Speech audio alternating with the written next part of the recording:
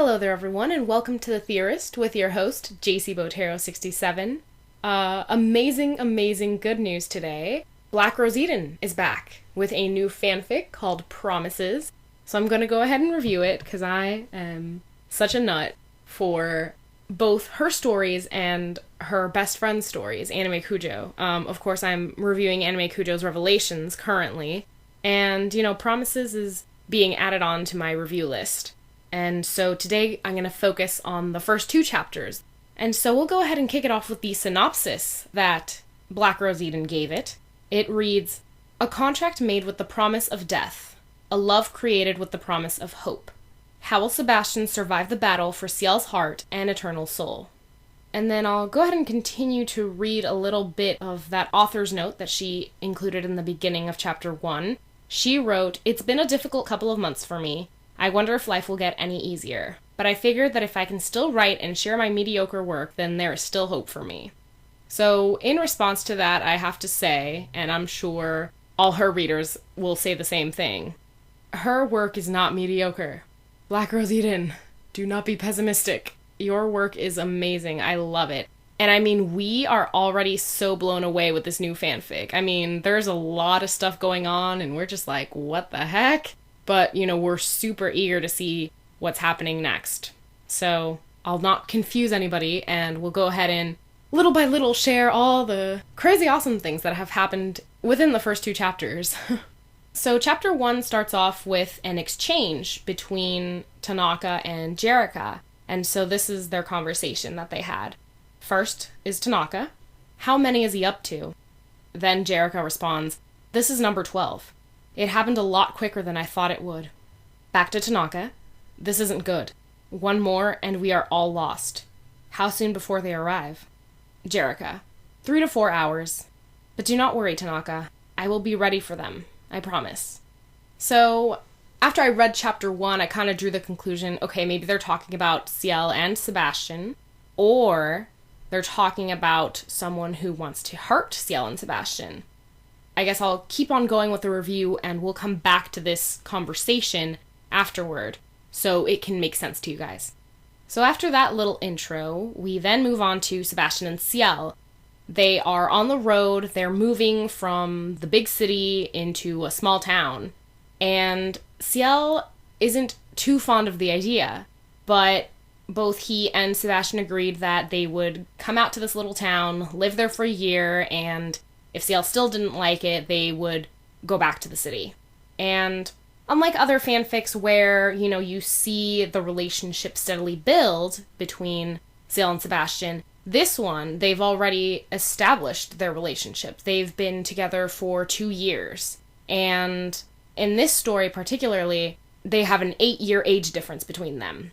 They met in a class that Ciel took his freshman year of college, and Sebastian was actually the professor for it. So that's how they kind of locked eyes and, fell for each other. And so then Sebastian's kind of thinking back to, the first time that they met. And this totally caught my eye, as well as other readers. This was, the panic of the century for some people. So I'll go ahead and read the quote. "The first year of their relationship would have been perfect, almost idyllic, had it not been for one almost fatal flaw: Ciel's infidelity." So apparently, Ciel is a sex fiend, and he hasn't cheated on Sebastian just once. It's happened several times, but Sebastian has still been able to forgive him, and they continue to be together. And I looked through the reviews that some readers left, and yeah, some people are outraged, some people are like, ooh, this is cool, a new side to Ciel that we've never seen before. But other people are like, oh my gosh, how dare he cheat on Sebastian? How could he do that? Who in the right mind would do that? But, for me personally, I kind of like this new Ciel. Very, very kinky. And, he is that kinky that he starts giving Sebastian a blowjob in, the middle of their... I think Sebastian pulled over, I think is what it was. And Ciel just jumps on him, starts giving him a blowjob. And, Sebastian's enjoying it, and then all of a sudden, I think they're getting ready to go, and Ciel looks out the window, and, he's just turn around, it's a cop. And so Sebastian turns to look at what Ciel has pointed out, and he comes face to face, eye to eye, with amber eyes. And of course, we know that those amber eyes belong to Claude Faustus. And that concludes chapter 1. So, going back to that beginning part of it, with the conversation between Tanaka and Jerrica, I kind of thought, okay, maybe Claude has something to do with it? Maybe that's the person they're talking about, but I don't know. I think it would be more between Ciel and Sebastian. If it were Ciel, they could be talking about the new lover he has, but I mean, he has been with Sebastian for 2 years. It hasn't been a fling like with the other men he's been. But I was thinking about it just a little while ago, and I mean, this is what I came up with after having read the 2 chapters, re-looked at the synopsis. I mean, if you think about it, that last sentence in the synopsis, how will Sebastian survive the battle for Ciel's heart and eternal soul? It could be that Sebastian is supernatural, he might be a demon in this, I'm not sure, but it seems that Sebastian, is kind of immortal or has been around for a long time. And my guess is that Ciel, the Ciel that we're seeing right now, is one of the descendants of that original lover that Sebastian had. Because there is a quote in chapter 2, it's actually one of the last ones, and that kind of made me think, okay, maybe that could be it. That Sebastian and Ciel have this promise to be together, and that's why they haven't broken up. And, with Jerrica saying, oh, this is number 12, and, they're going to be here in 3-4 hours. I mean, Ciel and Sebastian were on the road, so they probably are talking about Sebastian. But then again, Sebastian's been with Ciel for 2 years, so, I'm not really sure what this number 12 thing is about, but, in due time we will see what it actually is. So, we'll go ahead and move on to some quotes from chapter 2, and then I'll go back to explaining my reasons as to why I think Sebastian's this immortal being and why he chooses to be with Ciel regardless of all the infidelities. So, after reading chapter 1, when Claude comes into the picture, I immediately thought, oh man, Ciel is probably going to cheat on Sebastian with Claude. And after reading chapter 2, certain exchanges between Claude and Ciel, it's more than obvious that it will end up happening. And me, being the Cielium freak that I am hoping that Ciel had an affair with William or is going to have one. And if he's had one already, that he'll have a flashback to it because he's such a memorable lover. But that's just me. But if you don't mind heeding my request, Black Rose Eden, I would love you forever if there was a little Cielium action in this. But anyway, moving along so we can finish getting through chapter 2 here. This was a very hilarious excuse that Sebastian gave Claude. Basically, the cop is like, okay, you're telling me that you had a bug bite down there. The cop flitted his gaze downward and smirked. And your friend, holding up air quotes, was checking to make sure it wasn't infected. So, kudos to Sebastian on coming up with a rather lame but hilarious excuse. Because we obviously know what happened, and Claude's not stupid either. So, that was just a pretty funny excuse. And then we get to the part, here we go, with Claude and Ciel. So, Claude is like, oh, you're telling me that this kid, who looks no older than 16 is actually 20 and, he's legal. So, he's pretty harsh with Ciel at first, but then, he starts getting a little flirty and handsy with him.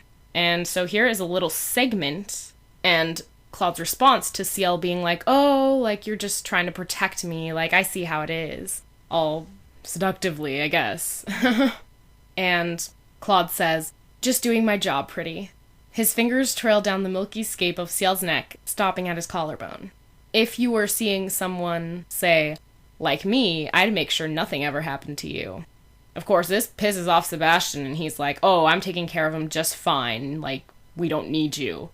And then, Claude is curious as to where they're going to live. You know, they're new to town and whatnot. And so Sebastian responds that they'll be moving to the Butler house on Switzer Hill. And Claude's like, oh, you know, that place is haunted and all that. And Ciel's like, oh, well, it's funny you say that because he's a professor of, like, supernatural stuff. And this was Claude's response. Well, Lottie flippin' daw, your boyfriend's a professor. He mocked, whipping out a business card from his pocket. He offered it to Ciel, who promptly took it. You're moving into my territory. Stay out of trouble. If you need anything, and Professor over there can't provide it, he paused to look at a bristling Sebastian with eyes that promised nothing benevolent towards him. Give me a call, okay? Thank you, Officer Faustus. Ciel rested the card to his lips and winked. Or may I call you Claude? Call me anything, Claude murmured, scanning the young man's body. Or any time. Ciel, get in the car, Sebastian ordered, his face red with fury. So, you know, I kind of like that exchange there between Ciel and Claude, so I look forward to sexy times between them. But, anyway, Sebastian is upset with Ciel, he starts cursing at him, he's like, why did you do that? Like, you know, Ciel defends himself by saying, oh, like, I was trying to get us out of a ticket. And Sebastian's like, I don't care about a ticket, and this is a segment of exchange between Sebastian and Ciel, and it plays on the title of the fanfic, Promises. So here we go. You promised it would be different up here. If you're not even going to try, then why the flip should we even bother? That was Sebastian. We have promises to keep. That was Ciel. Right. Promises to keep. So that was Sebastian in that last line, and, you know, that segment is what made me think, okay, maybe Sebastian is immortal, has been on the earth for hundreds of years or whatnot, and Ciel is the next person who took on the soul of Sebastian's original lover. And so that's why I'm thinking that Jerrica and Tanaka were talking about Sebastian. And that's one of the quotes, but there's another one further down that will kind of support my theory a little bit more. But anyway, we'll go with the house. They finally arrive, and, you know, it's bigger than they thought it was, and, you know, there's several little references to the original anime. Oh, your manor, your estate, my lord, stuff like that. And so they go in, you know, with their suitcases in hand, and then Ciel just has this weird reaction. He starts to feel dizzy and nauseous. He starts smelling corpses, and it's enough to make him start barfing. And Sebastian, oddly enough, can't smell anything. And, you know, he tries to go over to comfort Ciel and help him out, but he's kind of stuck in place, like he can't move. Then when he is able to move, he holds Ciel in his arms, and Ciel passes out. And so Sebastian takes Ciel to the hospital, and that's where they meet Dr. Landers. Dr. Landers is taking care of him, looking him over, and his explanation to Sebastian is that Ciel experienced a grand mal seizure, and that the reason why Sebastian couldn't move was because he went into shock at seeing Ciel experience that seizure, because Ciel's never undergone that before. And so now to conclude my review of Chapter 2, this is the quote that finishes it off, and it's Sebastian. I promised him a long time ago that I would stay by his side and protect him, and I intend to keep my word no matter what. So if you think about it, long time ago, I would not consider long time ago 2 years. I would consider long time ago a long time ago. So that's why I'm thinking, okay, Sebastian is more than just human. He's been on this earth for a long time, and Ciel has taken on the soul of his former and original lover. And, you know, I even took into account the whole, maybe a kind of play on season 2, where Ciel becomes a demon, and basically he's immortal like Sebastian. And so, you know, it's not identical, but it might be something that leads to that, because they have promises to keep. And again, that sentence, that final sentence in the synopsis with the whole eternal soul, and then that first sentence as well, a contract made with the promise of death. Is there going to be a chance that Ciel dies but is kind of brought back to life and for forever? I mean, I guess we'll have to wait and see. So we'll go ahead and end it there, and I eagerly look forward to chapter 3, as I'm sure the rest of you do as well. So until then, keep at it with your theories and predictions, and even comment on the comments section and tell me your thoughts, how they compare and contrast to my theories. And you can always pay a visit to my Facebook page too and leave comments there. So thanks guys for listening and bearing with me. I know this was a long review. So thanks again, and I'll catch you next time.